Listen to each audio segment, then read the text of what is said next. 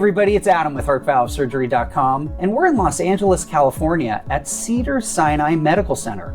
I'm thrilled to be joined by Dr. Laura DiChiacchio, who is a leading cardiac surgeon. Dr. DiChiacchio, it is great to see you again, and thanks for being with me today. Thank you for having me. Yeah, so we're going to talk about something I'm very curious to know, given your specialty in heart transplants. Have you ever had a patient, or do you hear about patients in literature who may have gotten a heart transplant and then either in the short term or down the road needed heart valve surgery? So this is such an interesting kind of small group of patients who have a transplanted heart develop a problem with one of the valves in that heart. And we're really lucky that the incidence of valvular disease in transplanted hearts on the left side of the heart, so the aortic and mitral valve, is very low.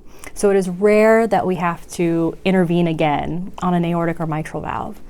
However, what's unique about transplanted hearts is part of the surveillance and maintenance of the hearts requires biopsies, wires, and catheters that go to the right side of the heart to take small biopsies and make sure that there's no rejection occurring.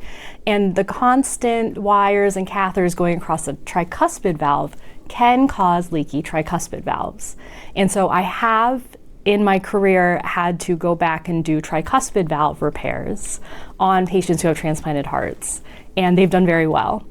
Sometimes this can be approached from a transcatheter option with the interventional cardiology team, but usually if there's a real problem, the most durable fix is to go back for another operation to repair or replace the tricuspid valve. Very interesting. On behalf of patients, although you said it's a small group of folks, cannot thank you enough for your research and your commitment, not only to heart transplants, but then to valvular disease as well. So thanks to you and everything you're doing here at Cedars-Sinai. Thanks for being with me today. Thank you.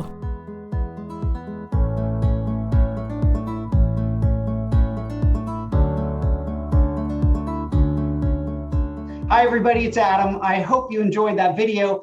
And don't forget, you can always subscribe to our YouTube channel, watch the next 2 educational videos coming up on your screen, or click the blue button to visit HeartValveSurgery.com.